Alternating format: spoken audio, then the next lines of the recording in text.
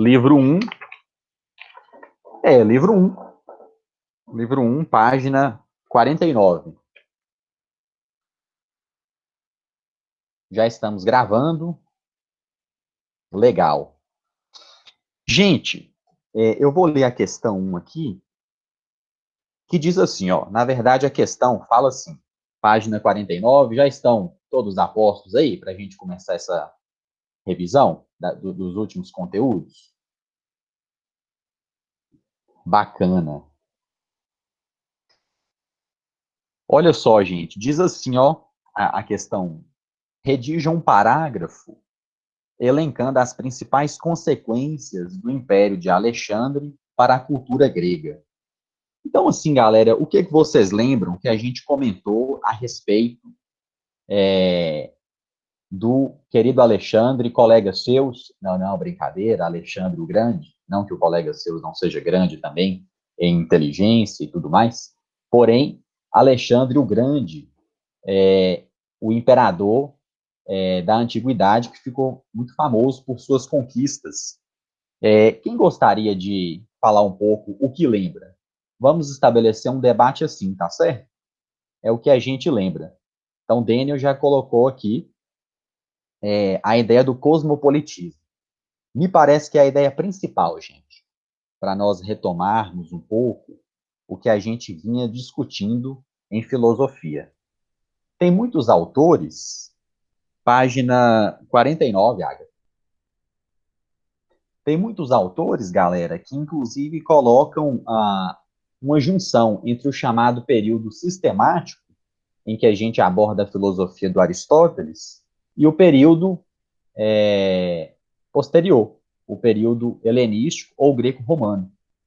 Quer dizer, nós estamos num contexto em que, como nós já discutimos, há um deslocamento temático dentro da filosofia. Então, o que ocorre?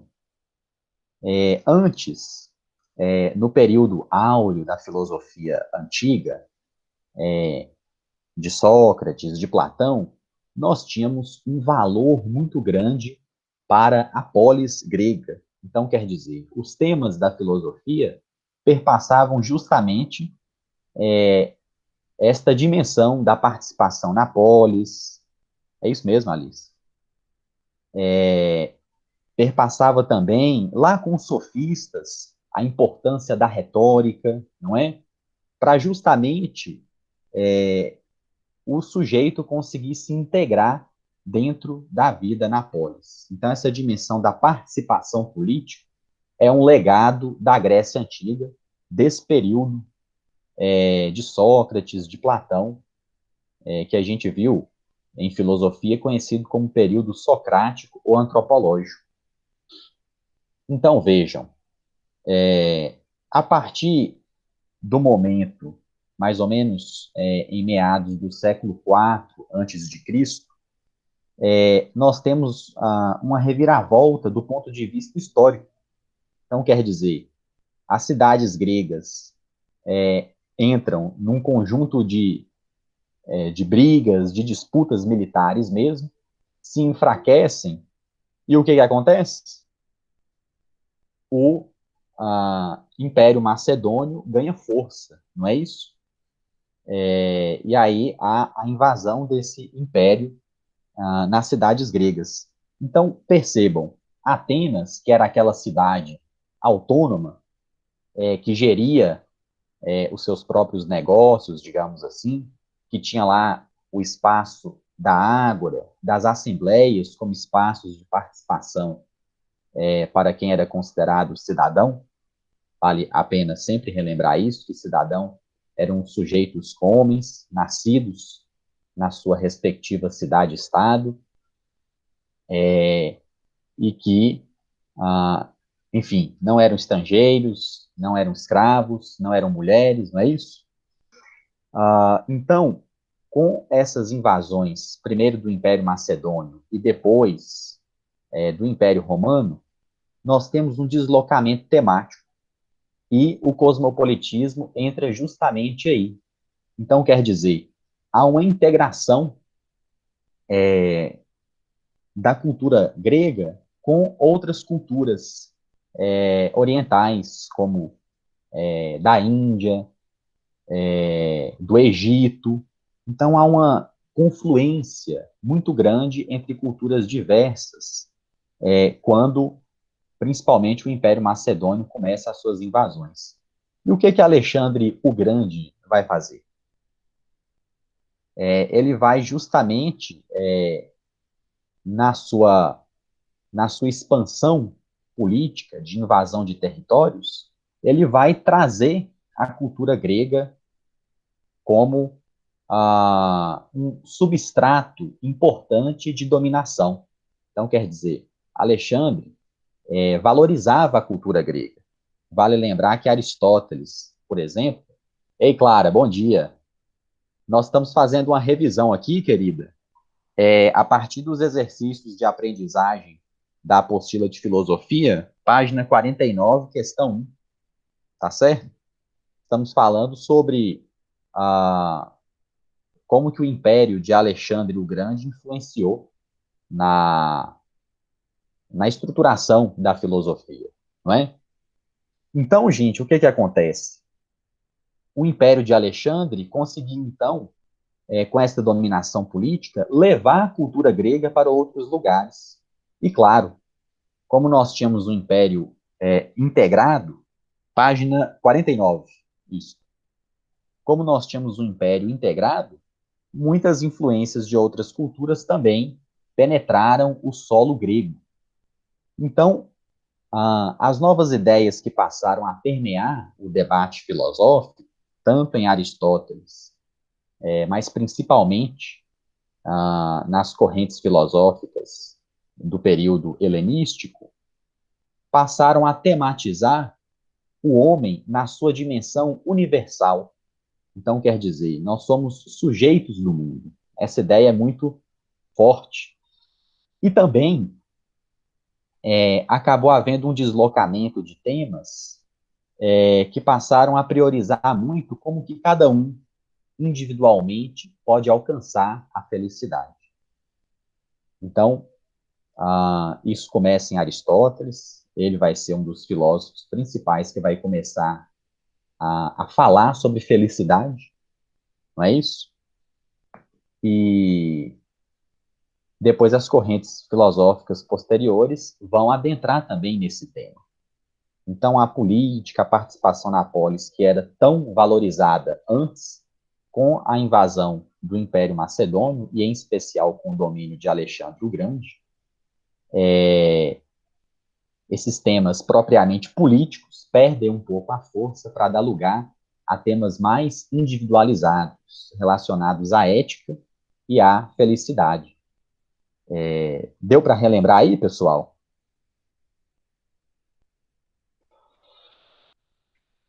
Trata-se de um contexto, então, muito rico. É importante a gente reter isso, não é? Tendo em vista esta confluência cultural, de cultura ocidental, grega, e cultura oriental, vinda da Índia, também não necessariamente oriental, mas do Egito Antigo. Então, eu penso que, em linhas gerais, dá para a gente apontar essas características, tá certo? Muito bem. Olha só, gente. Daniel, o Império Macedônio vai se estruturar, eu me esqueci a data direitinho, meados do século IV a.C. É quando Aristóteles ainda estava vivo, quer dizer, ele vivenciou a invasão desse Império Macedônio, tá certo? Inclusive foi o preceptor de Alexandre, antes realmente dele se tornar imperador, não é isso? Então ele viveu esse momento de turbulência. Por isso que a gente até comentou aqui que é como se o Aristóteles tivesse chegado no final de uma festa, não é? Quer dizer, a festa da democracia grega. E aí ocorre isso. Ele vai justamente estar nesse momento de transição, ainda falando sobre temas relacionados à política, Então, bem uma transição mesmo, né? Ainda se atendo a esses temas da participação na polis, mas já confluindo para os temas mais individualizados, ligados à ética e à felicidade. Tá certo, gente? E aí, pessoal, nesta nossa aula de hoje aqui, já em clima de revisão, vocês fiquem à vontade para questionar, para intervir, seja por mensagem, seja por áudio, tá certo? A ideia é que a gente vai estabelecendo um debate aqui. E eu queria contar com a participação também de outras pessoas que não costumam participar tanto, naquela dimensão, sem pressão, entendeu? Sem pressão. Isso mesmo, Lula. Aristóteles foi um mentor, preceptor de Alexandre, antes, efetivamente, dele se tornar imperador. Quer dizer, ele foi contratado pelo rei da época que era pai de Alexandre, Felipe III, salvo engano. E aí, por isso, em grande medida, nós podemos falar que Alexandre introjeta muito da cultura grega e valoriza essa cultura, não é?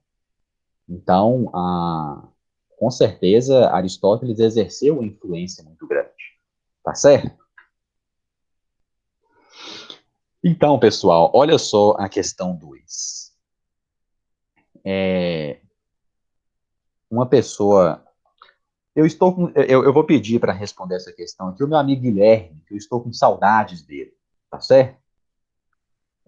Você está aí, Guilherme? Tô. Beleza pura, tá vendo? Respondendo por áudio, ó que beleza. A questão 2 foi, inclusive, tema da questão dissertativa que nós fizemos, não é, gente? Não, sem pressão, não é isso, Cláudio? É para a gente exatamente conseguir democratizar a nossa aula, não é verdade? É importante. Então, a questão 2 pergunta assim, ó, Guilherme e demais colegas, na página 50. Relacione a imagem da capa deste capítulo às informações obtidas no texto anterior. Em seguida, explique as principais diferenças entre as filosofias de Platão e de Aristóteles. E aí, Guilherme, você quer participar com a gente? Pode respirar fundo 3 vezes antes de falar qualquer coisa, se quiser.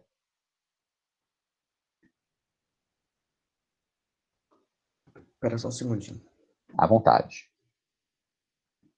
Vale a pena recordar a imagem, não é isso, gente? Deveras difícil. Se Cláudia é figura, viu? A imagem está lá, né, gente, para nós analisarmos a famosa pintura de Rafael Sanzio, não é? Pensador renascentista.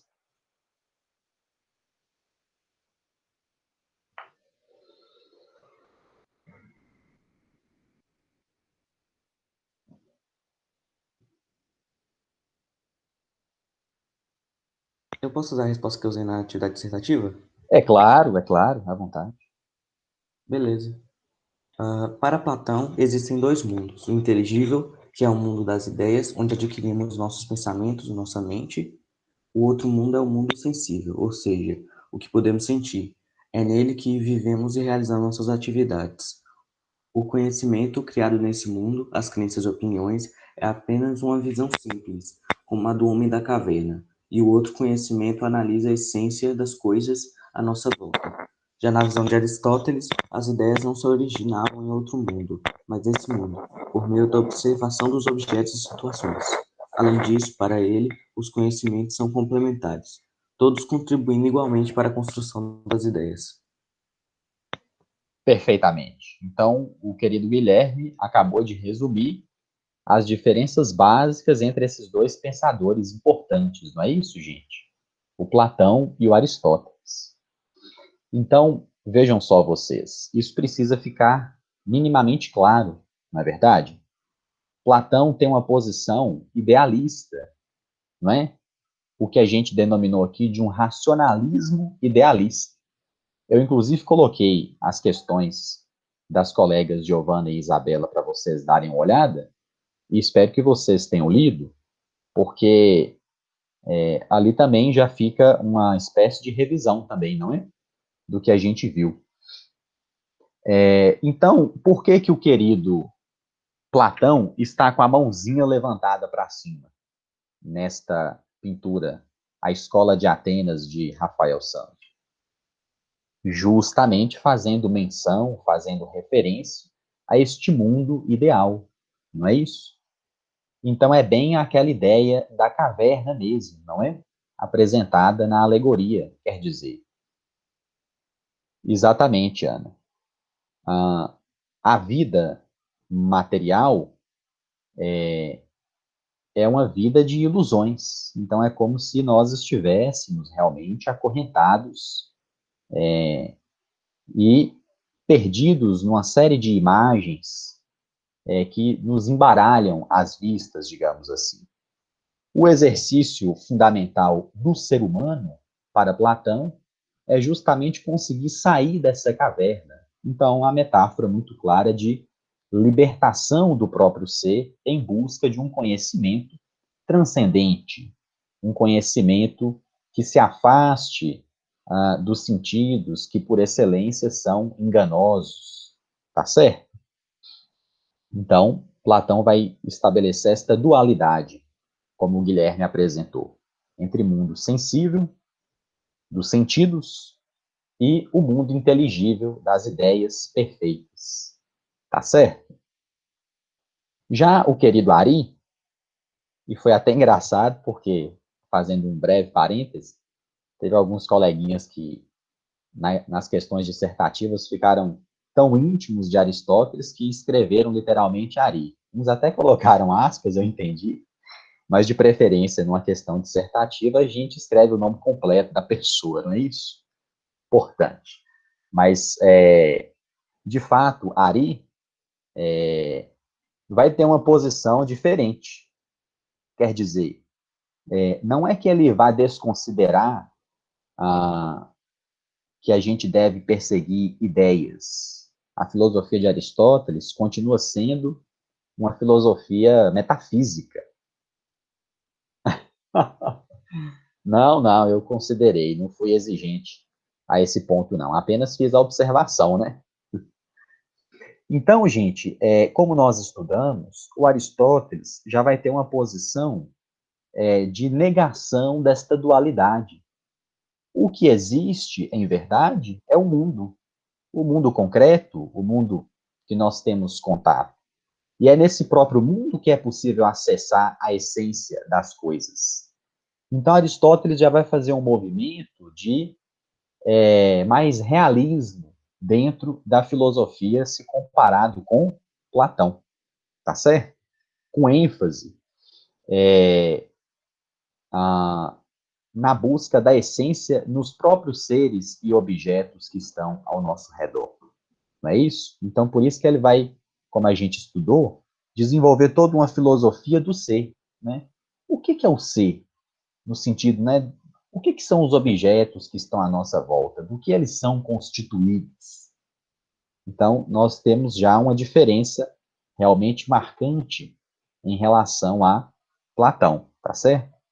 Me parece realmente a diferença mais elementar de negação desta dualidade que Platão preconizava.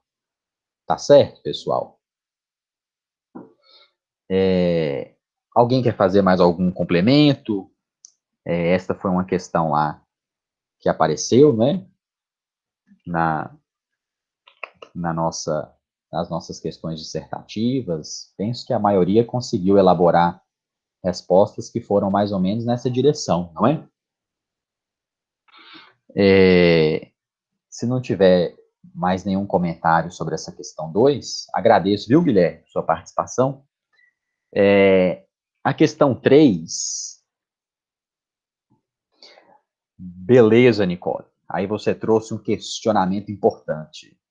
Peraí, Aristóteles nega o mundo das ideias?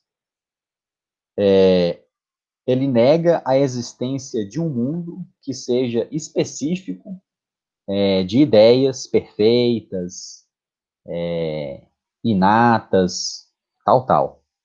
Mas ele não nega que nós devamos procurar e entender ideias que sejam essenciais, que o Aristóteles, inclusive, vai colocar como formas perfeitas. Deu para entender, Nicole?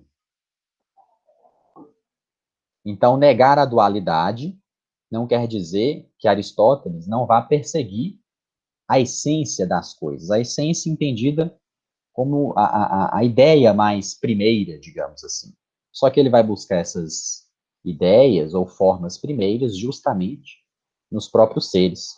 Daí aquela definição básica que Aristóteles vai colocar do ser como substância, como substância primeira. E a partir disso é que ele vai fazer algumas distinções importantes que nós vamos retomar aqui, tá certo? Entre matéria e forma, entre potência e ato, tá certo? Mas antes, nós vamos falar aqui, na questão 3, diz assim, ó, explique quais são e em que consistem os graus do conhecimento segundo Aristóteles, citando exemplos do cotidiano.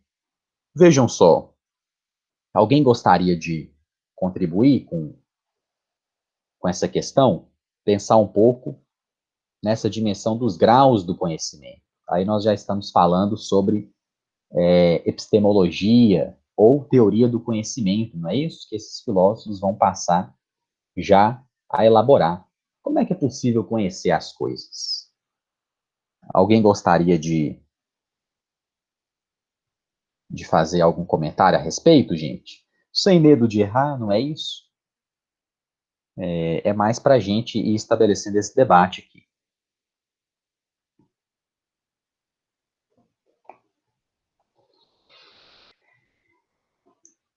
Alguém? Alguém?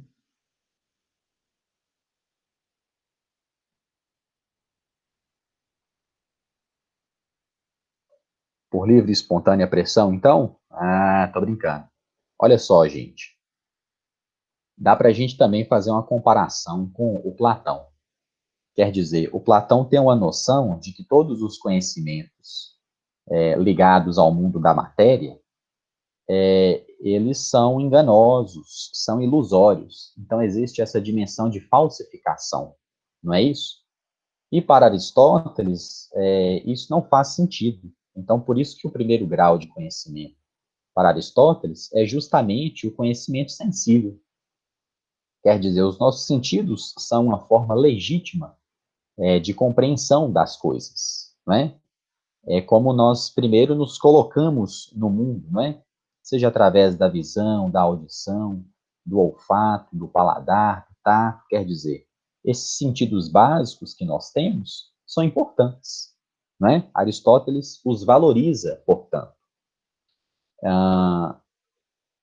Só que há também uma certa gradação, porque se eles são importantes, eles são insuficientes para adquirir um conhecimento pleno sobre a vida e sobre as coisas que estão à nossa volta, tá certo? Então, nós temos o conhecimento sensível, mas nós temos a memória também como um segundo grau importante de conhecimento. Quer dizer, Aristóteles vai justamente raciocinar de que, a partir do momento que a gente consegue reter o que a gente apreende do mundo, quer dizer, o que os nossos sentidos sentem, nós já temos também uma outra forma importante de conhecimento, que é a memória. Maria Eduarda, se eu falasse, por exemplo, que uma criança aprende vendo exemplo, seria mais ou menos essa ideia de Aristóteles? Sim, principalmente, Eduarda, quando a gente pensa na criança, ainda quando está iniciando, não é, a sua trajetória. Então, quer dizer, o tato que ela vai estabelecendo com o ambiente, não é? Esse contato de pegar nas coisas. Nós temos aí uma primeira forma realmente de conhecimento do mundo, não é? E aí o Aristóteles vai dizer que da junção entre conhecimento sensível dos sentidos e memória, nós temos a experiência. Então, quer dizer, a experiência é um momento importante porque consegue justamente elaborar o que a gente reteu na memória. Então, a experiência, para Aristóteles, é um terceiro grau de conhecimento que já começa a caracterizar o ser humano. Então, nós somos seres de experiência, nós conseguimos rever o que fizemos e elaborar isso racionalmente, tá certo?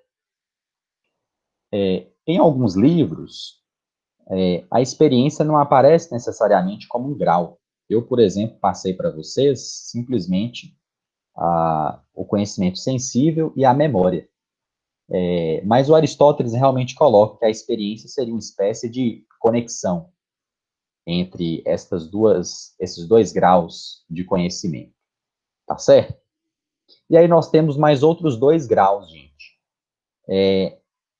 que tem a ver, o quarto grau de conhecimento seria, então, o grau da arte ou da técnica.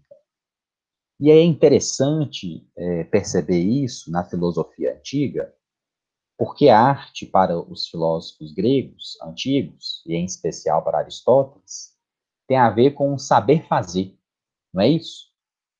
Vocês sabem fazer alguma coisa, gente? Quais são os seus dotes? Vamos abrir um parêntese aqui. Olha, a arte de comer, a arte de dormir, a arte de decepcionar os pais, eu achei ótimo. A arte da dança, certo. Muitas artes, quer dizer, o saber fazer é importante. A arte da música. O Aristóteles tem uma compreensão de arte ou técnica direcionada para algo de prático, não é assim? Então, há uma dimensão de conhecimento que tem a ver com alcançar alguma finalidade. Quando a gente consegue estabelecer algum fim e, para isso, elabora um modo de fazer, nós temos aí um tipo de arte ou técnica, tá certo? Então, vocês colocaram aí várias artes que conseguem fazer e que, de alguma forma, tendem para algum fim, tá certo? Só que Aristóteles coloca justamente que o saber fazer, apesar de importante, ele está sempre conectado com alguma finalidade específica. Ah, e é importante, para atingir um conhecimento mais elevado, se afastar do alcance de alguma finalidade. Então, é por isso que nós temos aí um último estágio de conhecimento, que é o conhecimento inteligível, mas que os gregos colocam, e Aristóteles também vai colocar, como episteme. Episteme é ciência para os gregos, só que ciência para Aristóteles tem um caráter universal, ou seja, de se desapegar das finalidades práticas da vida para alcançar um conhecimento que seja na sua essência e que tenha um caráter universal. Tá certo, gente? Então, o que ocorre? O Aristóteles valoriza esses conhecimentos práticos, só que também há uma insuficiência desses conhecimentos, porque o conhecimento mais elevado está ligado à episteme, a esse exercício da gente buscar um conhecimento que tenha um caráter universal. Então, por isso que a filosofia aristotélica continua sendo uma filosofia metafísica, de busca pelo ser, né? Então, para o Aristóteles, Descobrir o que é o ser é justamente mergulhar num conjunto de conhecimentos mais elevados, porque a partir daí, deste conhecimento universal do que é o ser, nós podemos adentrar a outros tipos de conhecimento. Tá certo, gente? Então, nós listamos aí 5 graus de conhecimento, mas às vezes entendidos como 4 graus de conhecimento. O que é importante disso tudo? É importante estabelecer uma diferenciação básica, gente, que permeia todos os filósofos antigos, que é esse jogo entre doxa e episteme. Quer dizer, doxa como a mera opinião produzida em grande medida pelos sentidos, e que acabam tendo um caráter inferior em relação à episteme, que aí sim é considerado para os gregos antigos como ciência, como conhecimento verdadeiro, elevado, de busca da essência última das coisas. Deu para entender, pessoal? Para relembrar um pouco aqui sobre esses graus de conhecimento? Ah, legal, então. Como eu disse, se tiverem dúvidas, vocês vão me questionando aí e vão também fazendo comentários. Uma arte que eu acho muito bacana, gente, é a arte de fazer bolo. Então, eu, por exemplo, adoro comer bolo, porém, ainda não sei fazer. Então, quer dizer, o saber fazer um bolo é uma dimensão de conhecimento muito interessante, não é? Que traz essa dimensão prática. A arte de pedir no delivery, não é isso? Mas o saber fazer revela esse traço, não é, gente, de autonomia, de autenticidade, não é isso? É muito interessante quando você percebe que uma pessoa tem essa habilidade, não é? Então, fica a dica. Quem souber fazer um bolo de cenoura com cobertura de chocolate, pode me chamar, tá certo? Olha só, nós temos aqui na sequência das questões 4 a 7, questões muito interessantes para a gente, inclusive, estabelecer um debate maior. Olha aí que beleza, Alice. É uma arte admirável, tá vendo? Eu queria pular, pessoal, para a questão 8, para a gente falar das filosofias helenísticas, e depois, se der tempo, a gente volta para, para aquelas questões que ainda falam propriamente sobre o Aristóteles. Pode ser assim?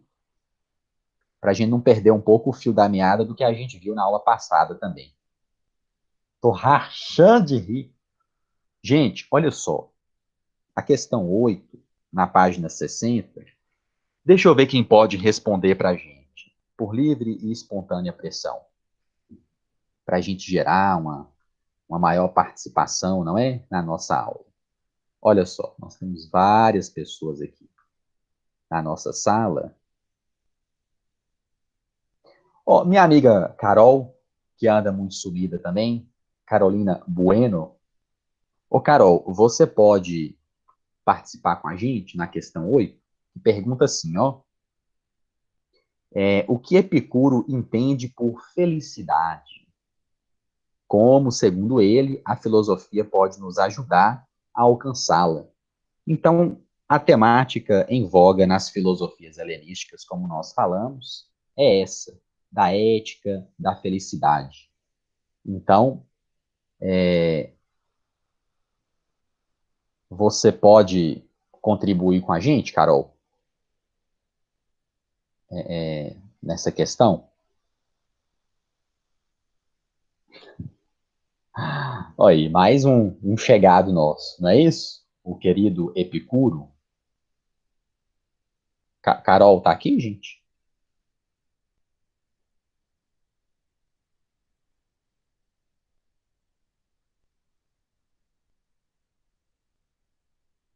Ah, sim. Beleza, Gabi.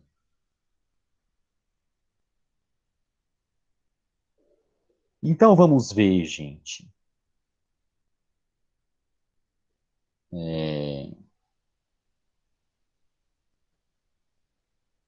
É, nossa amiga Hannah Vanderbach, não sei pronunciar o nome. Ô, Hannah, você pode nos ajudar nessa questão? Falando de forma tranquila, o que realmente você lembra sobre o epicurismo, sobre esse lance da felicidade, tá certo? Sem medo de errar, sem medo de ser feliz, porque afinal de contas, nós estamos falando sobre felicidade. Ora, Hannah, eu não acredito nisso. Então, nós vamos ajudar nossa colega Hannah. É, Pode ser você, querido Henrique,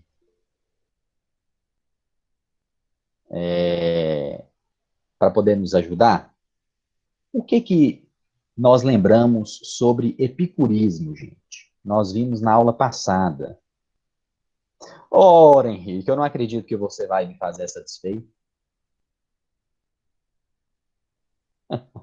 Ó, o meu amigo Daniel já está nos ajudando aqui, porque vejam só, gente, quando nós colocamos o que que a filosofia dos epicuristas visa alcançar em relação à felicidade, nós lembramos justamente sobre esta palavra, hedonismo. Hedonê. O que quer dizer este hedonismo, pessoal?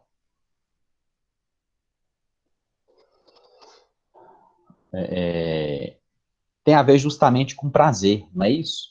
Mas nós colocamos que, para a filosofia antiga, dos epicuristas, a busca pelo prazer é importante para afastar as dores e os sofrimentos da vida.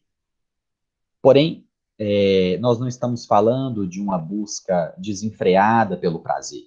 Então, daí que Epicuro preconizava que para ser feliz seria preciso ter uma vida simples, pacata e fundamentalmente rodeada de amigos.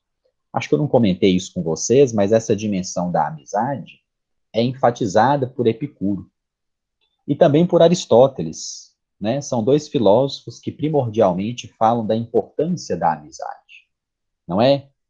E realmente, gente, isso é muito engraçado quando a gente pensa nas nossas próprias vidas, não é?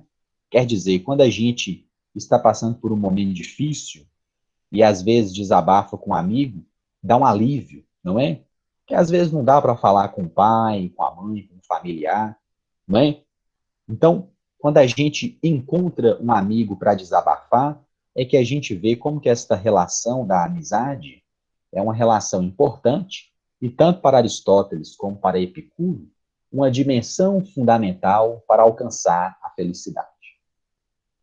Então não adianta você achar que é feliz assistindo séries da Netflix o tempo todo, sem de alguma forma estabelecer contatos com as pessoas e buscar laços de afetividade. Tá certo? Então, para o Epicuro, é preciso buscar o prazer, por isso trata-se de uma filosofia que é identificada como hedonista, mas não da forma pejorativa como a gente vê o hedonismo e como ele foi apropriado mais tarde por outras pessoas, porque trata-se de uma busca pelo prazer moderado, tá certo? Então, este ideal de uma vida simples que consiga a satisfação dos prazeres para afastar as dores é um ideal do epicurismo, tá certo? Conta-se, inclusive, que Epicuro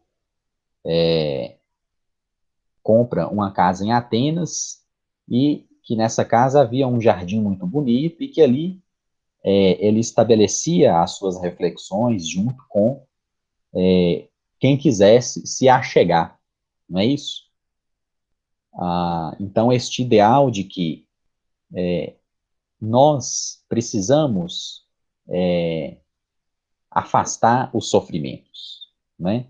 Daí a busca por uma por um estado de imperturbabilidade, que é conhecido como ataraxia, tá certo? Todas as filosofias helenísticas vão buscar esse estado de não se perturbar diante das coisas do mundo, digamos assim. Então, ataraxia é o estado de imperturbabilidade. Tá certo, gente? Deu para lembrar um pouco que a gente falou sobre o epicurismo? Ou não ficou claro? Ou ficou alguma dúvida? Nós ainda, inclusive, brincamos com o exemplo do chocolate, de que para o epicurismo seria importante saciar esse desejo. Alguém me perguntou, inclusive, não sei se foi a Ana Luísa, e se a gente não conseguisse o chocolate? Aí realmente seria um desespero, mas como o epicurismo concebe uma vida simples, sem grandes buscas exageradas, eu usei o exemplo só para demonstrar que era preciso satisfazer os prazeres, mas os prazeres alcançáveis, né? Se não fosse alcançável, você não precisava nem querer, digamos assim. Deu para entender, meus queridos e minhas queridas? Às 9h50 da manhã, para lembrar um pouquinho sobre epicurismo, vocês estão aí?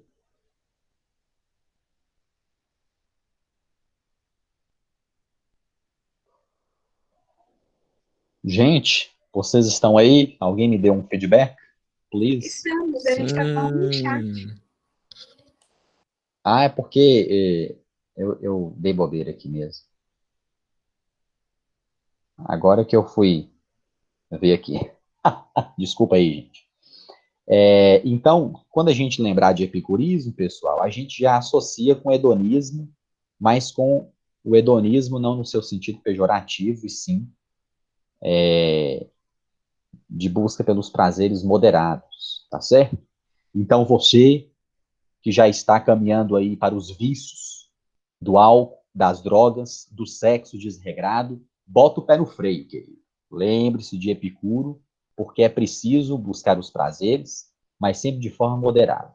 Porque senão a busca pelos prazeres vai te trazendo justamente a angústia, a ansiedade e, no limite, a infelicidade. Tá certo? Eu mandei um material agora de manhã, mas foi sobre o Marx, não foi isso? Sociologia? É esse que vocês estão falando?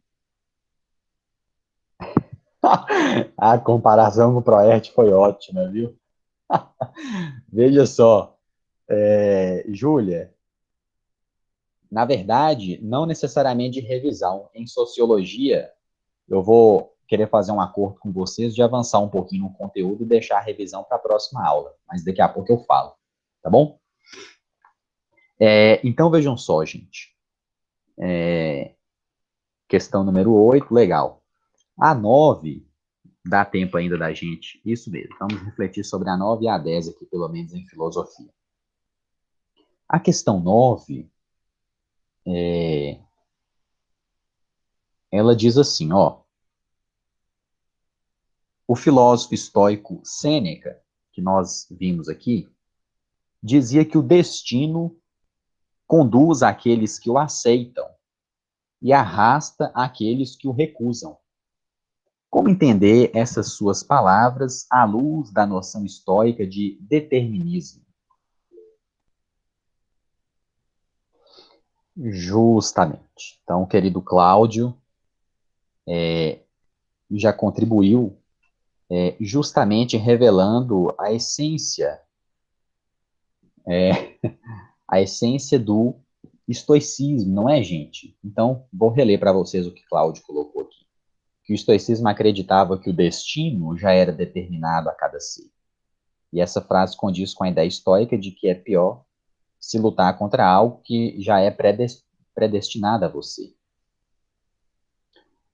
Então, vejam só, o estoicismo já é um tipo de filosofia helenística que vai preconizar que a felicidade é justamente quando a gente consegue se adaptar às imposições da vida. Então, realmente, há a crença de que o destino existe como força incontrolável, não é?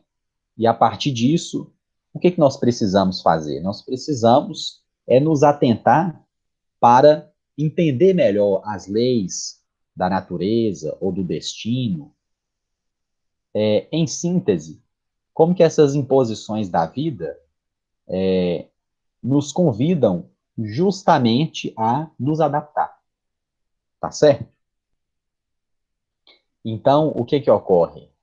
Esta frase de Sêneca, que nós exploramos na nossa aula passada, ela tem um valor muito interessante para a gente refletir, gente. Porque, como nós falamos, uma coisa é ser conduzido, outra coisa é ser arrastado. Então, quem é conduzido, de alguma forma, tem um mínimo de consciência do que acontece em volta, não é? Agora, quem é arrastado é obrigado a fazer algo. Portanto, para os filósofos estoicos, é preciso se atentar para esta dimensão do destino, às vezes lido como natureza, mas como imposição da vida, tá certo? Em outras palavras, é aquela história. Tem coisas que não dá para mudar. Vou ficar batendo a cabeça, frustrado, angustiado por causa disso? Não. Por quê? Porque eu preciso entender que essas determinações fazem parte e bola para frente. Não é isso? Com as nossas palavras de hoje, né? Então, o estoicismo já tem todo esse lance de adaptabilidade, digamos assim.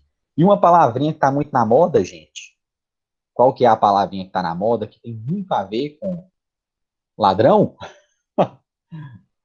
Qual que é a palavrinha que está na moda que tem a ver com a essência do estoicismo? Deixa eu ver se vocês vão responder aí. Coronavírus? Não. Tem a ver com se adaptar mesmo, né, às imposições da pandemia.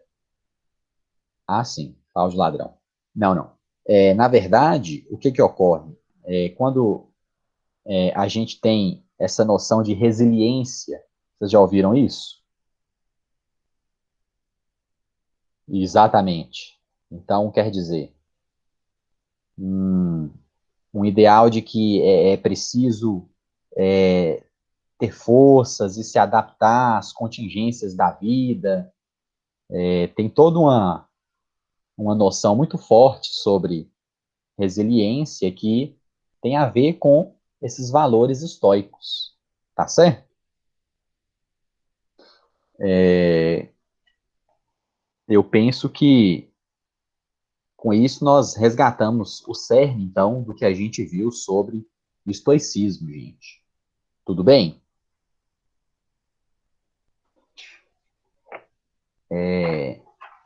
Por fim, olha só, na questão 10 diz assim, ó, lá na página 62 já, pessoal, na questão 10. O que distingue o filósofo cético do filósofo dogmático? Tomando como referência sua própria experiência de vida, cite um exemplo de atitude dogmática, um exemplo de atitude cética que você seja capaz de identificar em suas crenças e atitudes do cotidiano. Página 62. Essa eu preciso ah, pedir ao meu amigo João Gabriel para nos responder, que é por excelência a figura dentro do Colégio Foco, que representa o ceticismo, a relativização de todos os conceitos. Não é isso? Perfeito, Cláudio. Mas o meu amigo João está por aí? Quer contribuir com a gente para essa questão?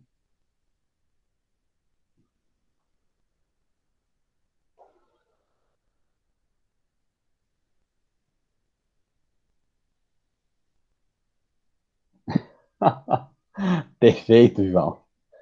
Mas o que você lembra, meu caro, sobre o ceticismo que nós vimos como uma filosofia helenística? Dá um pontapé inicial para a gente aí.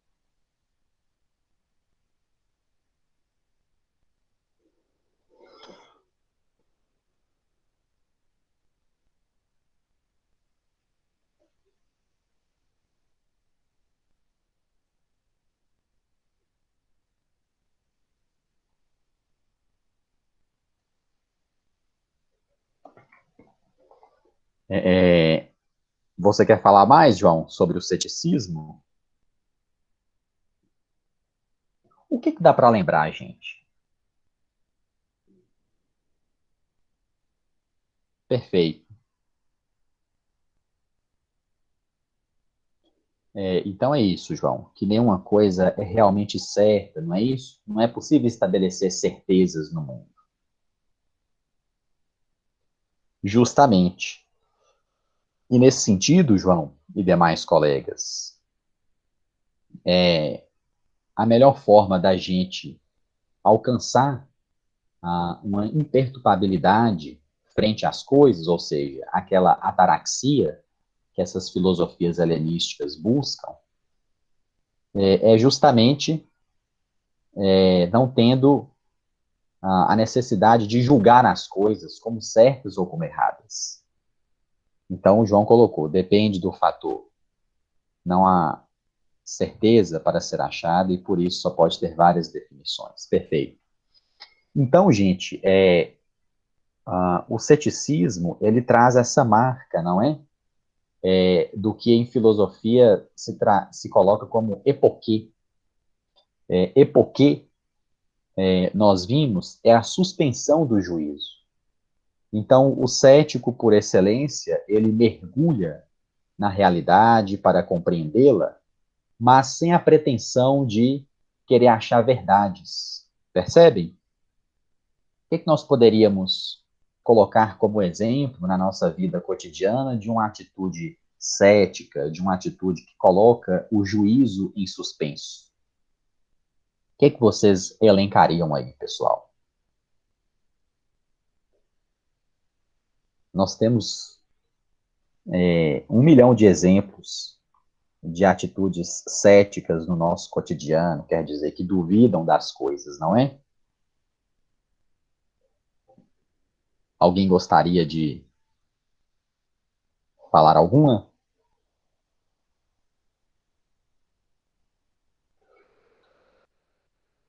Vejam só vocês. Então, eu já ia adentrar nessas temáticas sobre o corona, quer dizer, vejam que interessante, o ceticismo, enquanto corrente filosófica, ele é importante, perfeito, Ana. Um outro exemplo de colocar a felicidade não é como algo relativo, não acreditar nas doenças. Gente, reparem que quando a gente fala sobre ceticismo, um vasto campo de análise nos abre. Porque se por um lado o ceticismo é uma filosofia importante, é por justamente colocar uma pitada de criticidade na nossa vida cotidiana, ele pode nos levar também para algo tenebroso, na medida em que a gente também duvida de tudo e não aceita nada, e muitas vezes cai no irracionalismo ou no obscurantismo, não é? De negação de coisas que, por óbvio, são verdades. A questão, por exemplo, da existência do vírus, não é? Então, se por um lado, exatamente, Ana, aliás, esse termo está muito em voga, o anti-intelectualismo. Exatamente. No limite, Lula, o ceticismo nos leva para um negacionismo de tudo, não é? E aí nós podemos atribuir que há uma dimensão negativa nesta postura, se for introjetada no seu exagero, não é? No entanto, os céticos, como era o caso de Pirro, lá da Grécia Antiga, era um ceticismo que, claro, colocava o juiz em suspenso, mas dentro de um campo da racionalidade, que buscava investigar as coisas, que buscava estabelecer um entendimento sobre elas a partir de um ponto de vista racional.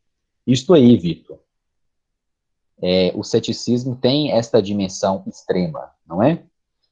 Agora, por outro lado, gente, a posição cética revela isso que eu disse, que é o lado positivo, quer dizer, da gente estabelecer uma posição crítica frente às coisas, de não simplesmente acertar verdades pré-estabelecidas, não é? E aí, nesse sentido, se contradiz com o dogmatismo. Quer dizer, do ponto de vista lá da filosofia antiga, o que os céticos fizeram foi justamente problematizar o que vinha até então se estruturando e, principalmente, confrontando com as filosofias estoicas e epicuristas, tá certo? Então, o ceticismo foi esse exercício de uma maior criticidade frente ao que essas filosofias estabeleciam como verdade para alcançar a felicidade, etc. E o que a gente pode identificar como posição dogmática, ou seja, quando a pessoa estabelece certezas que se tornam inquestionáveis? O que vocês me diriam de exemplos aí de posições dogmáticas, para a gente fechar a discussão de filosofia aqui hoje?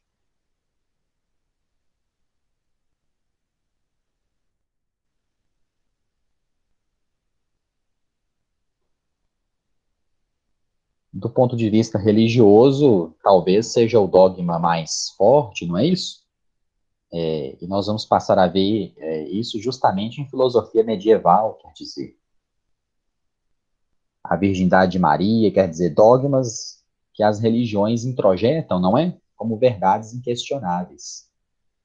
É interessante, inclusive, quando a gente observa na modernidade a própria dimensão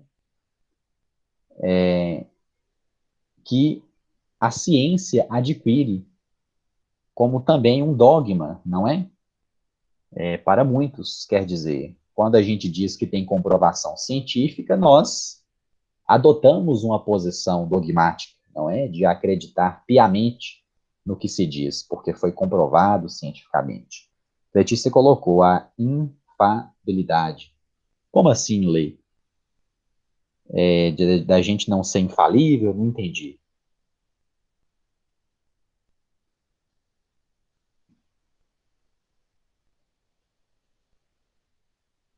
Perfeito, perfeito. Agora eu entendi, exatamente. O Cláudio, eles acreditam que existe verdade alcançável, ao contrário do ceticismo.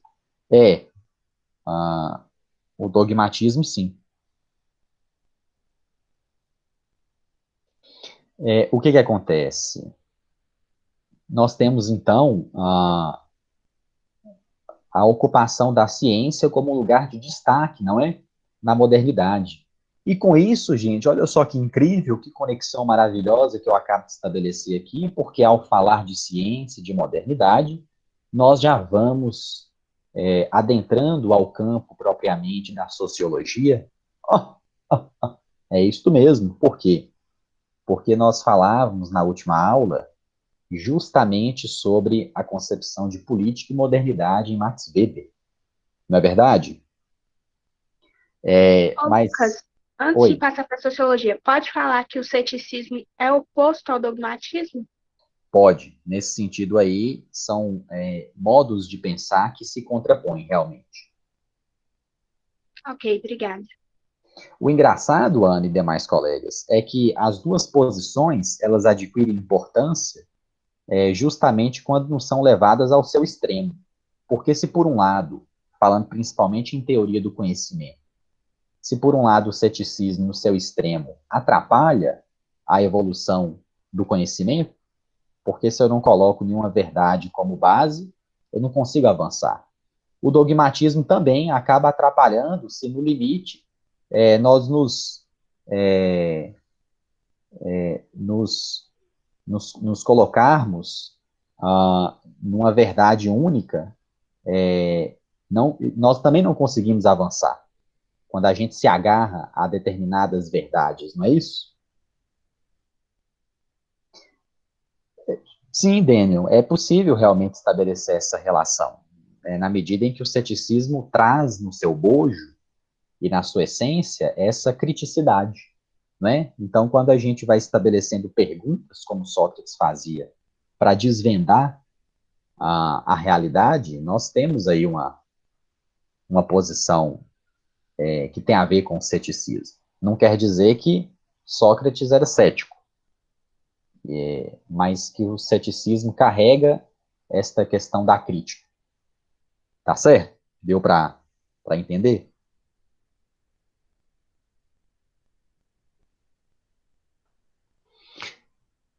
Gente, eu acho que com isso nós conseguimos relembrar alguns pontos gerais. Eu acabei não tocando tanto no Aristóteles com relação a algumas ideias que são importantes também. Vou tentar voltar na próxima aula com algumas questões, tá certo? Exatamente, Ana. Esse que é o ponto, não é? Não é possível caracterizar Sócrates como cético, porque a sua posição era de alcance de verdade, não é? Ah, não, não é que Sócrates se baseava nos céticos, mas é que é possível estabelecer uma relação, sim, entre a posição de Sócrates e o ceticismo no que se refere ao poder da crítica. Então, tanto o ceticismo trabalha com a crítica para entendimento das coisas, mas sem querer julgar se é certo ou errado, como Sócrates também trabalha com uma perspectiva crítica, não é? De indagação constante, mas com outra finalidade. No caso de Sócrates, com a finalidade de alcançar uma verdade fundamental. Percebem? Sim, sim. Me parece que é aí que teria um ponto em comum, que haveria uma convergência. Legal. Gente, acontece então que podemos virar a chave aqui para a sociologia, fazendo este gancho sobre o papel da ciência na modernidade. O Weber é um sujeito que fala muito sobre isso, não é? Eu lembro que eu fiquei de explicar um finalzinho que tem a ver justamente com essa temática. Para tanto, quem sabe seja relevante a gente reproduzir aquele último slide, que vai nos ajudar justamente. O Weber é considerado meio dificinho, viu? Ele é um sujeito difícil, não dá bola para ninguém. Tô brincando. Mas olha, gente, eu acho que mesmo à distância, vocês estão conseguindo assimilar bem os conteúdos, sabe? E como eu já disse em aulas passadas, estes conteúdos que nós estamos explorando no primeiro semestre, tanto em filosofia como em sociologia, são os conteúdos básicos para as provas de vestibular seriado, país afora. Em especial, a prova do PAS aqui da Unimontes. Tá certo? O que acontece? Um primeiro modo de entender o Weber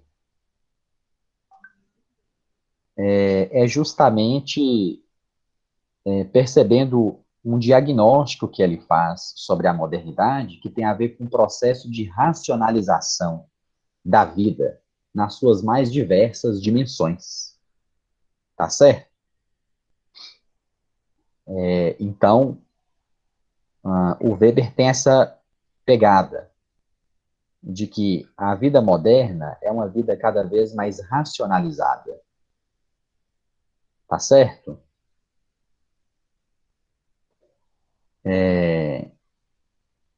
Eu vou então reproduzir o nosso último slide, que eu penso que vai facilitar. Tá certo? Aí eu queria propor uma coisa para vocês, da gente finalizar com o Weber e falar um pouco sobre a análise do Marx acerca do sistema capitalista, porque eu penso que com isso a gente fecha essa parte fundamental da sociologia clássica e na aula que vem a gente revisa. O que vocês acham, gente? Espera aí que eu já vou olhar já vou olhar o chat aí. Hum.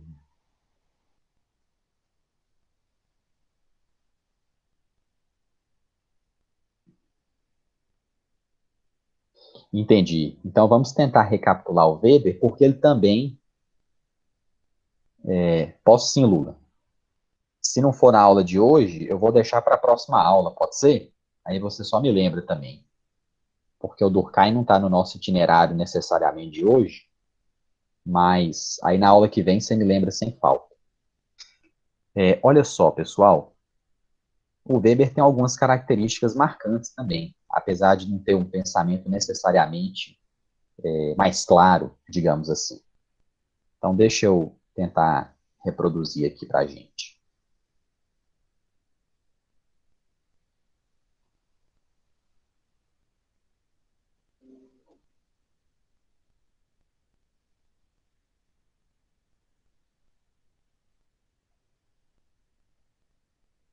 Vocês estão conseguindo visualizar aí, queridos? Se puderem me responder por áudio aqui. Estamos. Sim. Beleza, brigadão. Gente, nós vimos com o Weber uma concepção muito peculiar sobre política. Política como disputa pelo poder, nós vimos na última aula. Então eu falei sobre esses conceitos de poder, de dominação, de Estado, não é? E hoje não vou frisá-los aqui, não, mas na próxima aula nós vamos retomar esses tipos de dominação que são importantes. E o que eu ia dizendo, que a gente pode associar como marca registrada de Weber, e nós temos, eu sempre lembro aqui, uma parente direta, não é? A nossa colega Ana Flávia. Tô brincando, viu, Ana? Mas é porque eu fiquei emocionado mesmo. Mas olha só, o Weber, gente, faz um diagnóstico da modernidade. Então, como é que faz para a gente lembrar o que esse sujeito fala? Quando a gente fala sobre modernidade, a gente precisa lembrar do Weber, porque ele diz justamente sobre esse processo de racionalização do mundo, de uma burocratização das instituições dentro do capitalismo, e de como que este processo de racionalização ele vai tomando conta não só da esfera propriamente econômica, mas das várias esferas da vida. Nós podemos tomar como exemplo a nossa vida cotidiana, gente. No mundo da política, nós temos uma série de leis, de decretos, de legislações que a regulamentam. No campo das redes sociais, nós temos também algumas regras, quer dizer, precisamos ter senhas de acesso muitas vezes, não é isso? Então, o Weber percebe que a vida na modernidade é essa vida em que a razão vai tomando conta do nosso cotidiano. Por isso, aquele tipo ideal elementar que o Weber fala é da ação racional com relação a fins. Então, nós estamos a todo momento, no nosso cotidiano, estabelecendo objetivos para alcançar. Então, com isso, há um exercício muito maior dessa racionalidade. Tá certo? E daí um conceito importante também que ele fala sobre o desencantamento do mundo. O que é esse desencantamento do mundo? Nós comentamos aqui que tem a ver com uma perda de legitimidade das explicações mágicas ou mítico-religiosas. Apesar delas não desaparecerem, a razão vai tomando conta das nossas vidas e vai servindo como substrato básico de explicação das coisas. Por isso que o Weber coloca que a ciência passa a ocupar um lugar de destaque que antes a religião ocupava, não é? No sentido de explicação racional das coisas, a partir de procedimentos observáveis e verificáveis. Tá certo, pessoal? Nós vamos voltar um pouco nisso também, viu? Eu quero voltar com vocês na aula que vem. Falamos sobre essa importante obra de Weber. Esse título que eu coloquei para vocês é uma obra dele, A Ética Protestante e o Espírito do Capitalismo, que vai justamente frisar como que uma religião, lá em meados do século XVI, XVII na Europa, que foi o protestantismo, através de um processo racionalizador, conseguiu produzir um sistema econômico chamado de capitalismo. Então, o Weber coloca esta relação de causa e efeito, não é? Ah, uma das causas, uma das explicações para o surgimento do capitalismo, segundo Weber, estava atrelada ao protestantismo que se desenvolveu na Europa, porque passou a valorizar um conjunto de orientações mais pragmáticas, de acumulação de riqueza, e de como que o trabalho honesto e disciplinado era agradável a Deus. Então, trata-se de toda uma orientação que foi importante para o capitalismo se estruturar enquanto sistema econômico.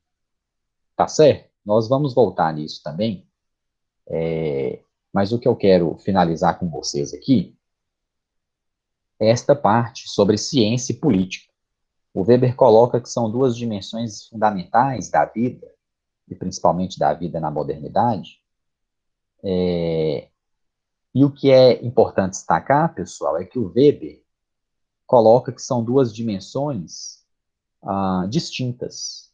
Então, qual que é o papel da ciência? É de esclarecer os meios. Já a política foca nos fins. Como assim? O Weber entende que a ciência ela tem um papel esclarecedor. Então, por exemplo, nós estamos aí vivendo esta pandemia.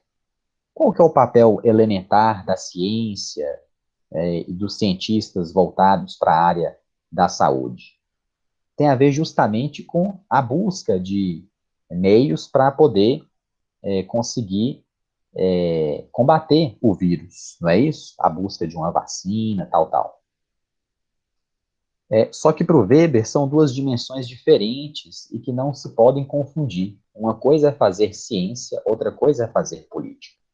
Então, é papel da política, ou seja, dos governantes do momento, justamente buscarem fazer uma interlocução com o mundo da ciência para poder conseguir vacinar as pessoas, não é? Quando uma vacina estiver pronta, por exemplo. Então, esta diferenciação é muito importante, gente, entre ciência e política. E, por incrível que pareça, o Weber trata essas duas dimensões como vocação. Então, o sujeito, ele precisa ser vocacionado. Ele não pode simplesmente fazer as coisas porque todos fazem. É preciso buscar um sentido, tá certo? Existe, então, um sentido de se fazer ciência, que tem a ver com a vocação, e um sentido de se fazer política, de entrar nesse mundo da política. Tá certo, pessoal? O que nós falamos aqui, em resumo? Relembrando também o que nós falamos lá no início sobre o Max Weber. Que Weber adota um tipo de postura que privilegia o indivíduo em suas ações sociais. Tem um método de análise que é o método compreensivo, estão lembrados? Trabalha com duas categorias básicas de ciência, que para ele é o tipo ideal e a neutralidade axiológica, e trabalha com categorias básicas sobre política, relacionadas a poder e dominação, e sobre modernidade, esse diagnóstico sobre esse processo de racionalização e o consequente desencantamento do mundo. Na sua obra A Ética Protestante e o Espírito do Capitalismo, ele traça justamente essa relação entre uma religião, o protestantismo, e um sistema econômico que se desenvolveu, que foi o capitalismo. Lucas, Oi. você tá passando o slide? Ô, Jesus, eu estava passando, mas não passou para vocês, não? Não, Onde é que será que parou? Vamos ver. na primeira. Sacanagem.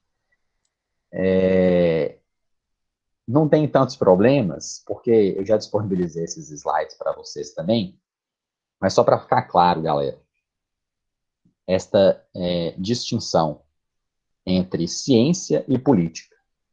Para o Weber, são duas dimensões diferentes, tá certo? Ou seja, uma coisa é fazer ciência, e no exemplo que eu disse, por exemplo, buscar esclarecer os meios para solucionar os problemas, como o caso dessa pandemia. É a dimensão que cabe à ciência. Qual que é a dimensão que cabe à política? Uma dimensão de mais ação, quer dizer, de buscar, depois que uma vacina, por exemplo, estiver pronta, trazer essa vacina para que as pessoas efetivamente possam se precaver, etc. Então, nós temos aí uma dimensão importante que é diferente do Marx, tá certo? Aqui eu já faço um paralelo com o querido Marx. Ah, e agora eu vou reproduzir de uma outra forma aqui, que eu acho que vocês vão visualizar.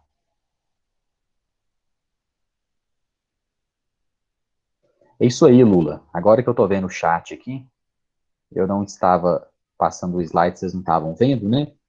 Mas, como eu disse, não tem grandes problemas. Mas é esse ponto da impessoalidade que é preciso prevalecer no meio científico, tá certo? Ele coloca que é preciso haver essa distinção. E isso é muito diferente da posição do Marx de ciência, gente. É o que nós vamos ver aqui, tá certo? Deixa eu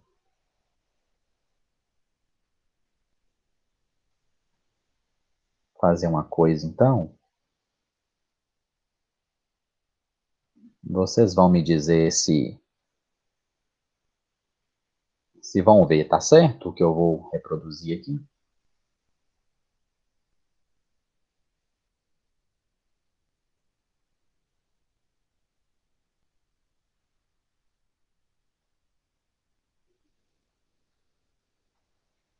E acho que eu fechei uma janela aqui sem querer. Vou aproveitar esse ínter aqui, esse momentinho aqui, pessoal, para poder fazer a chamada, tá bom? E só vou começar o Marcos com vocês aqui, não vou aprofundar, né?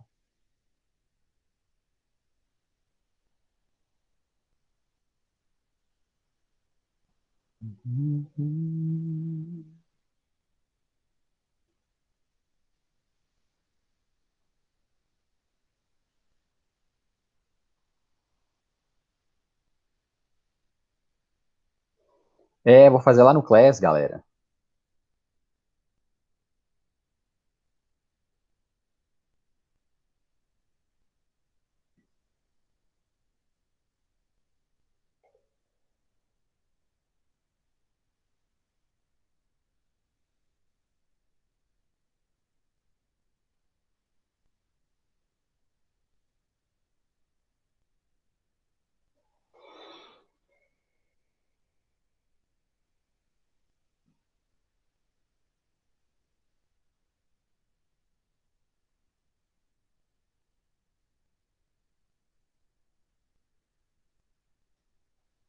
Vamos fazer o seguinte,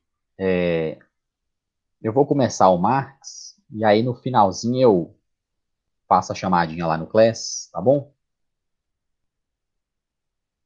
Porque senão eu vou perder um tempinho aqui.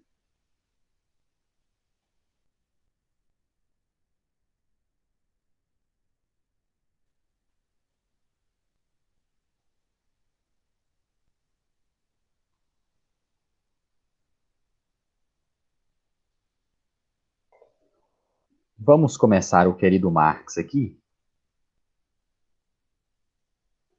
que é bom que a gente vai relembrar algumas coisas aqui também, tá certo?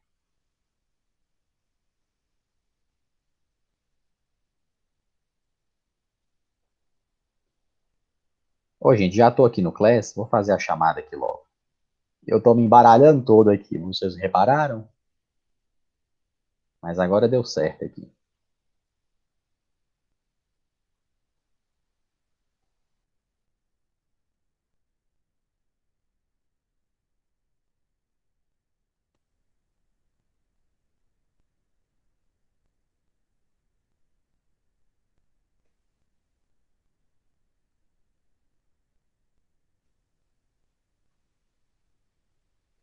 Então, legal. Fiz a chamada aqui no Júpiter, vou fazer no Saturno aqui agora e seremos felizes para sempre.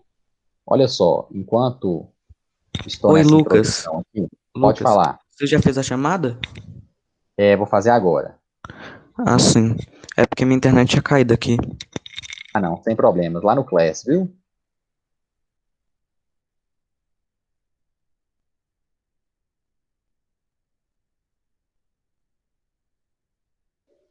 Gente, o querido Marx, então. Simultaneamente, vocês, por favor, registrem lá seus respectivos nomes na nossa chamada, tá bom?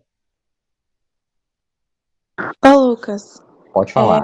Alexandre me mandou uma mensagem falando que a internet dele estava muito instável, mas que Certo, ele estava, durante a aula, ele tá entrando toda hora e eu acho que ele tá caindo por causa que a internet dele tá muito ruim. tá Aí eu bom. só queria falar isso mesmo, ele pediu pra eu falar. Beleza. Só reporta para ele colocar o nome lá no Class. Viu? Obrigada. Valeu. Ainda não chegou, não, mas está atrasado. Mas vai chegar, eu coloquei lá. Pergunta de Letícia. Ah, Weber tinha uma influência protestante, sim, Letícia. Os seus pais eram protestantes. Agora eu não sei bem se eram os pais ou se era sua mãe. Vou até revisar isso. Mas a sua educação foi uma educação muito disciplinada. Esse valor da disciplina foi um valor que o protestantismo, desde a sua infância, introjetou na sua vida. Tá certo? Teve alguma pergunta que eu comi moça aqui também?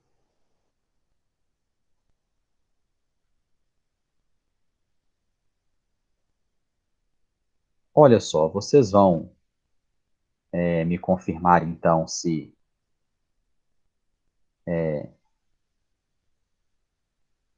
conseguem visualizar aí o que eu estou projetando. Sim, E o slide passou? sim. Ó, que benção. Olha só, gente, nós vamos falar do Marx aqui e o que é importante relembrar sobre o Marx?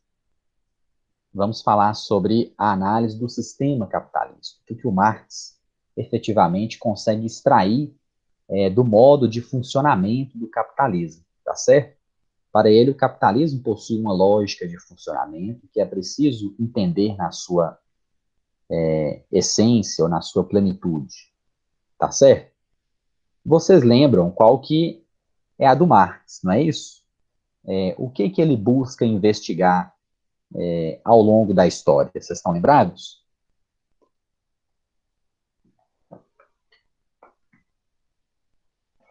O antagonismo das classes. Exatamente. Então, lembrar do Marx é lembrar desta dinâmica fundamental entre classes sociais que se arrasta ao longo da história. E ele coloca um método específico para isso, que é justamente aquele método que é um pouco comprido, mas é o método materialista histórico dialético, tá certo? E através deste método, o Marx diz que consegue perceber esta contradição entre classes sociais. E com relação ao capitalismo? Eu coloquei alguns tópicos aí para a gente pensar sobre o sistema capitalista. O que o caracteriza? Nós podemos mencionar a propriedade privada dos meios de produção. Então, quer dizer, é o que o Marx diz. Existe uma classe que detém os meios de produção, as máquinas, os instrumentos, os próprios espaços das fábricas, não é? Pensando lá no século XIX, e outra classe que não tem esses meios. Então, para o Marx, essa que é a contradição básica. Quem não tem os meios de produção precisa se virar nos 30, não é isso? Então, precisa vender o que lhe resta, que é a sua própria força de trabalho. Ah, agora, o capitalismo também alimenta alguns valores, e aí eu coloquei aí, relacionados ao individualismo, à competição, o espírito do capitalismo tem relação com essa dinâmica, não é? As empresas no mercado competem, né? Disputando o consumidor. A, a, a busca pelo lucro. Quer dizer, a orientação para o lucro é uma dimensão fundamental do capitalismo. E o lucro tem a ver com uma coisa que é inovadora no capitalismo, que é a produção de excedentes. Então, Marx vai dizer que o capitalismo consegue produzir coisas, produzir mercadorias para além da sua necessidade. Então, passa a sobrar. Quando passa a sobrar, nós temos a possibilidade de estabelecer trocas, e essas trocas para o Marx estão calcadas, baseadas numa relação de exploração, uma exploração básica do trabalho assalariado. O Marx presta muita atenção nisso, como que o salário, gente, no capitalismo é uma inovação.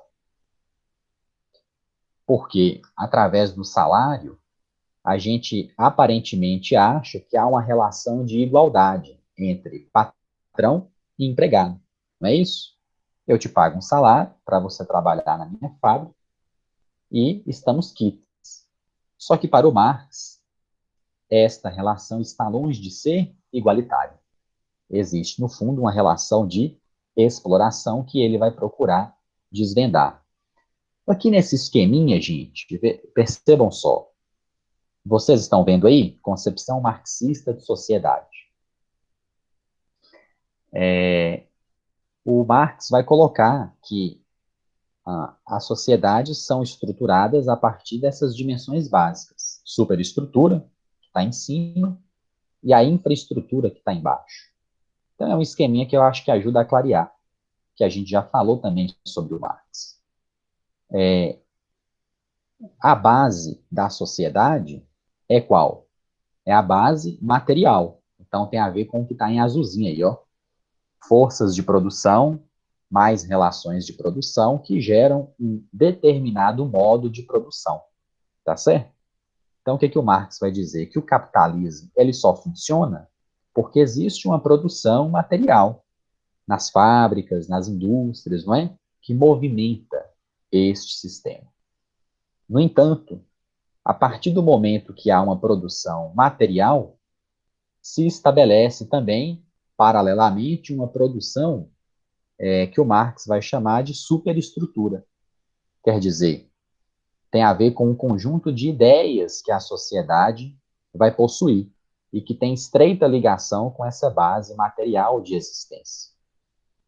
Então, por isso que no esqueminha tem uma parte que fala sobre a existência, que faz referência a esse modo de produção, e uma parte fazendo referência à consciência, que aí já tem a ver com todas as outras dimensões da vida em sociedade que são resultado, em grande medida, desta base material ou econômica. O econômica é entendida como voltado para a produção material das mercadorias.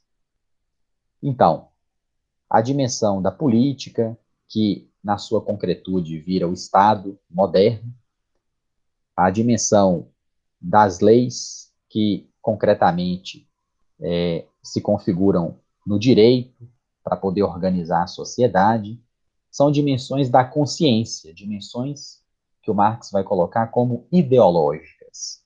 E nós vamos entender já já esse conceito básico de ideologia. Vocês conseguiram compreender esta dimensão básica entre infraestrutura e superestrutura? Vou até ver o chat aqui.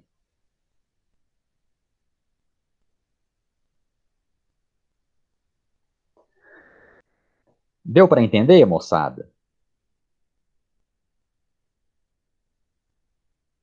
Vocês estão me ouvindo?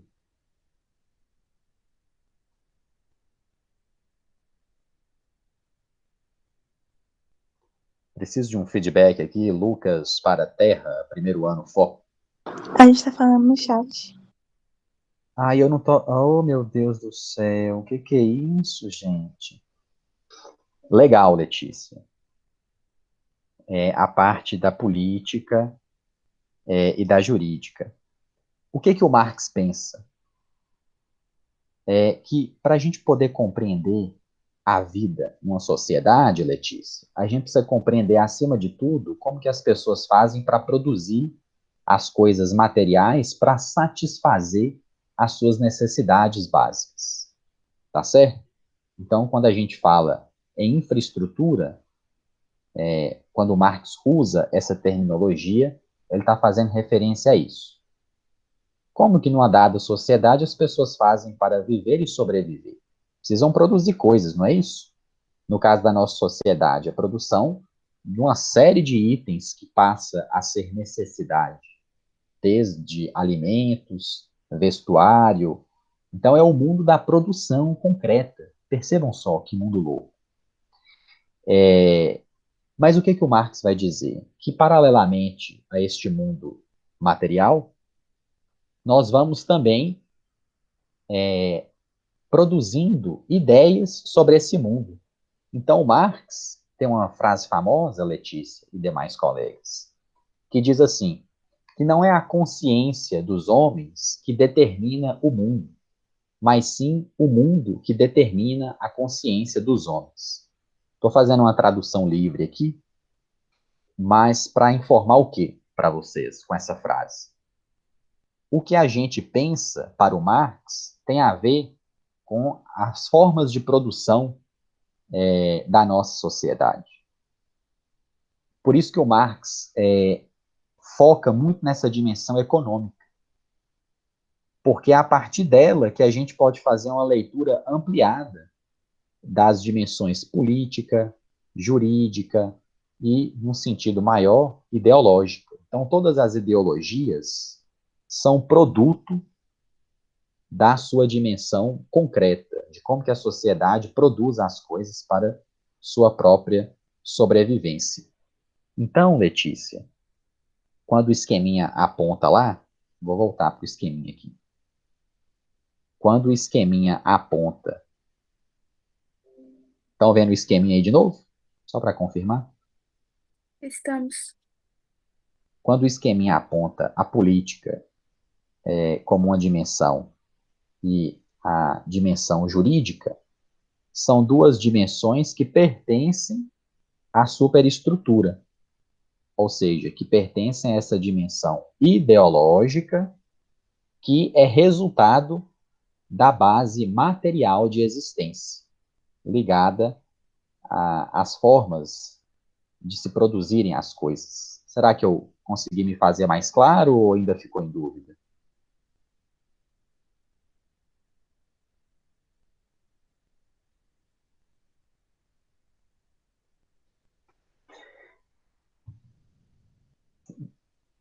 Será que deu para entender melhor aí, Letícia? Foi que Legal. deu. Eu vi aqui agora. Obrigadão, Ana. Então, gente, aí eu vou fechar com a reflexão do Marx, que é interessantíssima e que também causa muita polêmica. Por quê? Tem a ver com essa mais-valia. Já ouviram falar dessa expressão? O Marx vai dizer que a mais-valia é o cerne da exploração do trabalho humano no capitalismo. A mais-valia, na verdade, é a exploração do tempo de trabalho.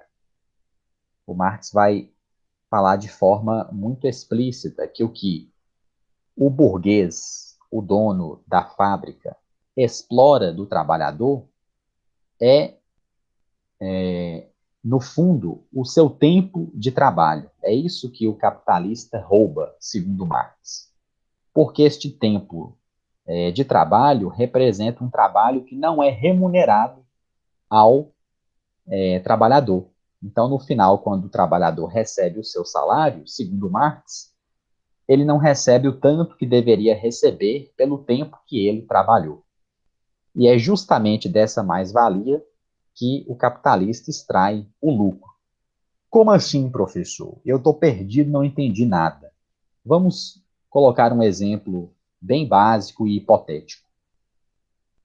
Olha só, um trabalhador cumpre uma carga horária de 8 horas de trabalho diário produzindo sapatos. Então está lá na fábrica, produzindo sapatos.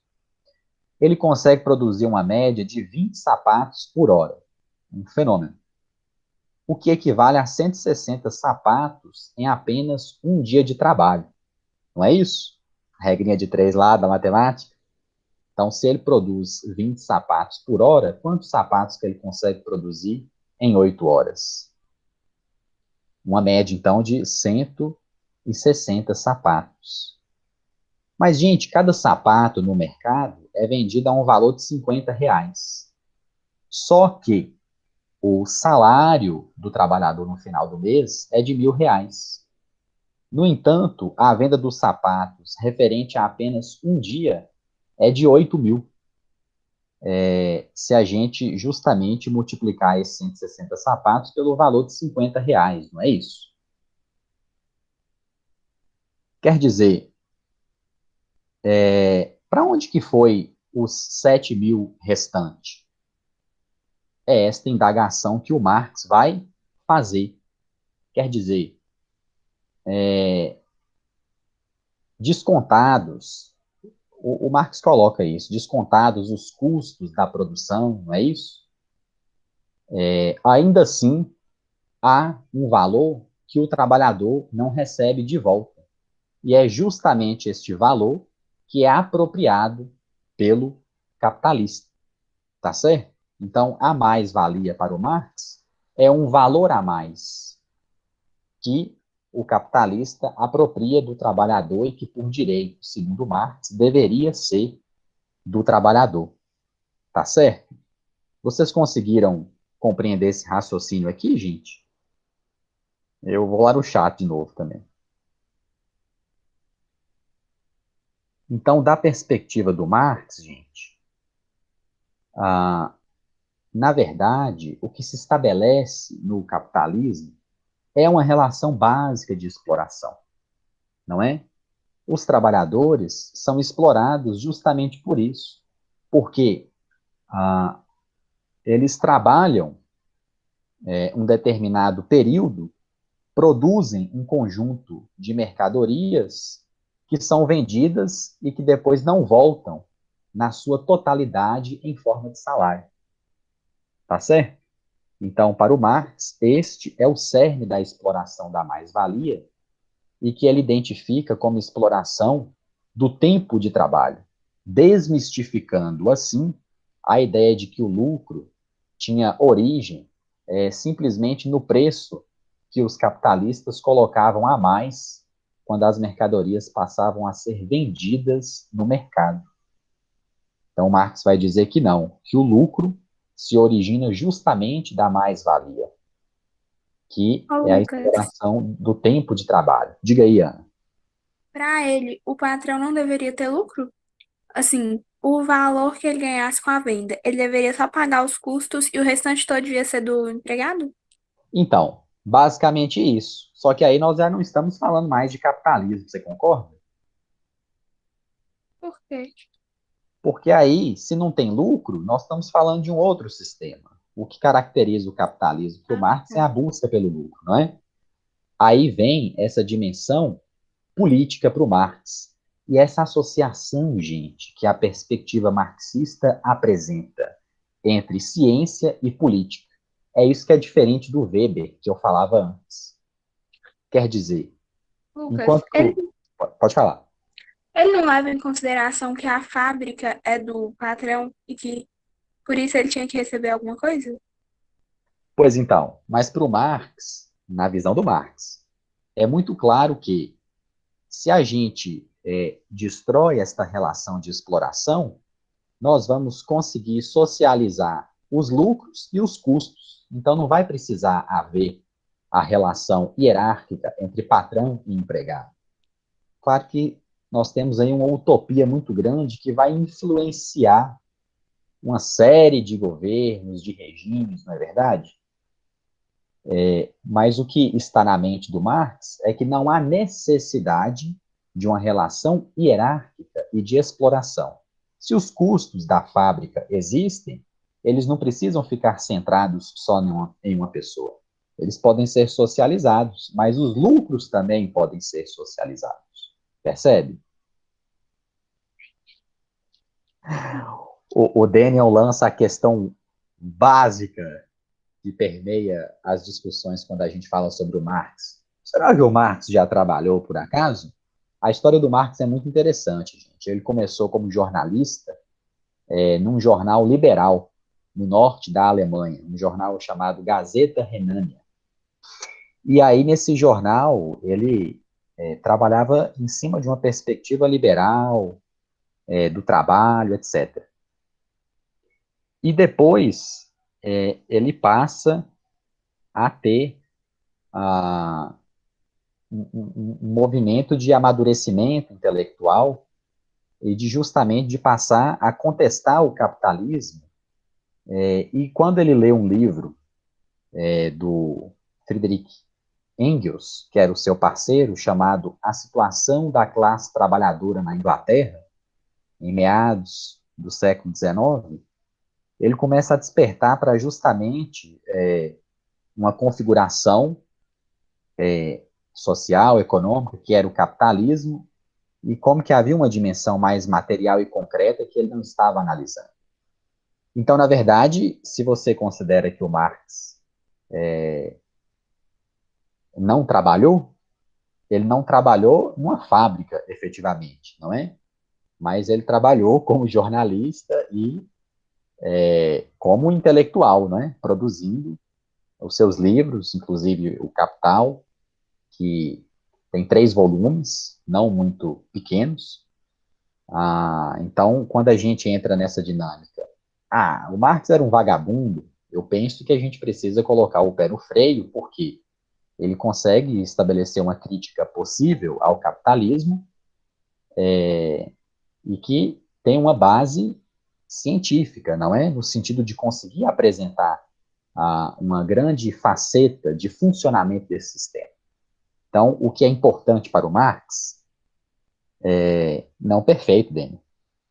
Só que quem, né, coloca a pergunta costuma querer dizer que o Marx era um vagabundo, enfim. Eu acho que para os nossos estudos aqui, a gente precisa ter clareza de que o Marx traz uma contribuição de caráter científico, de compreensão do capitalismo. Agora, do ponto de vista político, do que deveria haver para superar o capitalismo, é que se encontram as maiores polêmicas, não é isso? E aí, realmente, neste caso, você pode ou não concordar, porque nós já estamos falando de uma dimensão política do que viria após o capitalismo. Agora, a relação que ele estabelece sobre o capitalismo é uma reflexão interessante e possível de ser compreendida. Tá certo? A Letícia fala aqui, então o empregado não tem nenhum lucro no capitalismo? Querida, se você é trabalhador e vende a sua força de trabalho, o lucro está passando longe, tá certo? O lucro é apropriado pelo capitalista nessa relação básica de exploração. Tá certo, gente? Eu estava com um raciocínio antes aqui, de ler as perguntas de vocês, sobre essa relação que eu ia dizendo entre ciência e política. Então, o Marx estabelece uma compreensão do capitalismo porque tem uma pretensão, que é a pretensão de justamente superar esse sistema. Então, da perspectiva do Marx, só faz sentido fazer ciência e compreender e esclarecer como as coisas funcionam se nós tivermos um compromisso político. Tá certo? Isto é diferente do Weber, que dissocia estas duas dimensões, entre ciência e política. Para o Weber, como dissemos, uma coisa é fazer ciência e outra coisa é fazer política. Tá certo, gente? Ou você fez uma pergunta mesmo? Peraí. Pô, cara.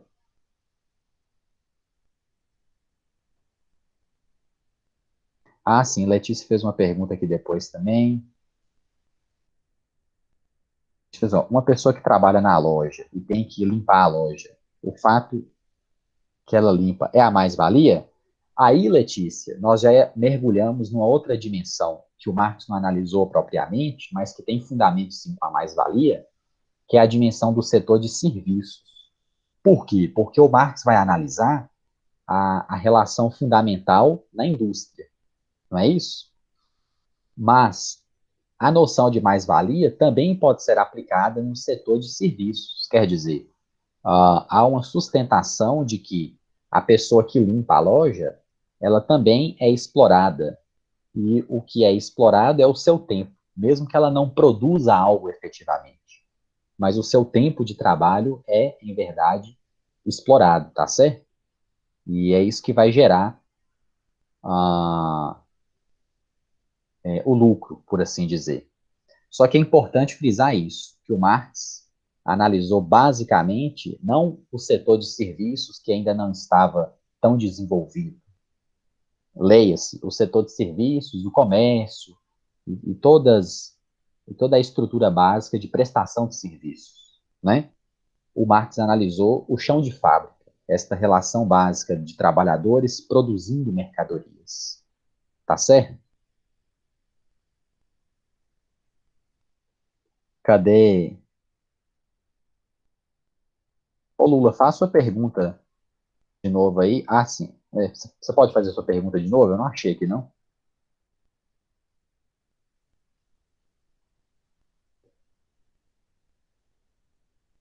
Você está aí, Lula?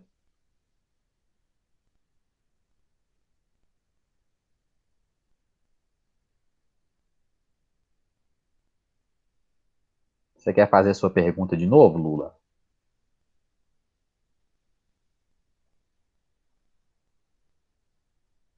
Ele já mandou, Lucas. Você tem que atualizar o chat, você tem que descer. Desce. Lucas, você falou que Marx pensava diferente de Weber na questão da impessoalidade. Então ele achava que era necessário analisar as necessidades dos indivíduos? Ele quem? Só perdi aqui. Ele, o Marx, Lula? Certo. Que o Marx achava que era necessário analisar as necessidades dos indivíduos. Sim, assim, o Marx tem um tipo de pensamento que é justamente o pensamento materialista, não é? Então, no raciocínio do Marx, é preciso sempre se atentar para as necessidades básicas. Não sei se é desse sentido que você está perguntando, mas ah, é quando justamente a gente passa a compreender como que uma sociedade se estrutura a partir da satisfação de suas necessidades, ligadas mesmo à sobrevivência, é que a gente vai ter um entendimento mais adequado dessa sociedade. É a sua concepção materialista mesmo. E isso é diferente do Weber. Ah, deu para entender isso que eu falei, não?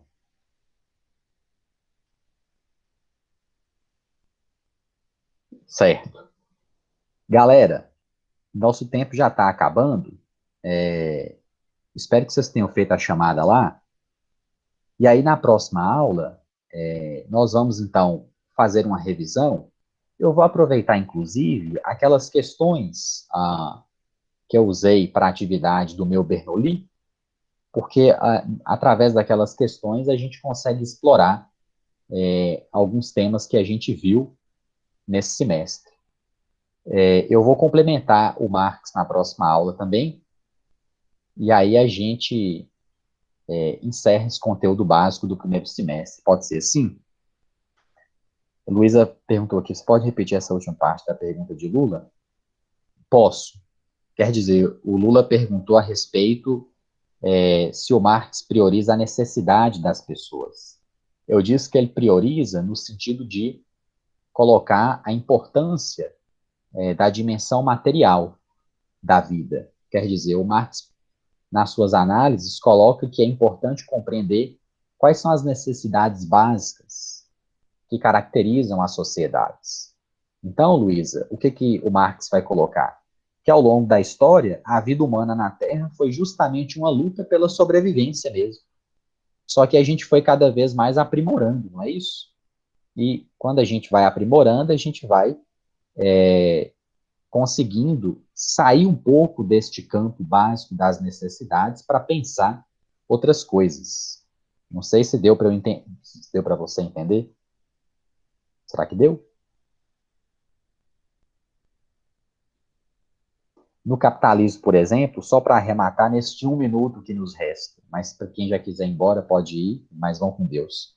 O capitalismo continua sendo um sistema econômico que tem sua base material de existência, mas como ele consegue uma produção acelerada das coisas, nós até nos esquecemos disso, de que coisas são produzidas. A gente vai nos supermercados e não consegue estabelecer que ali houve toda uma cadeia produtiva para aquele produto estar ali na prateleira, percebe?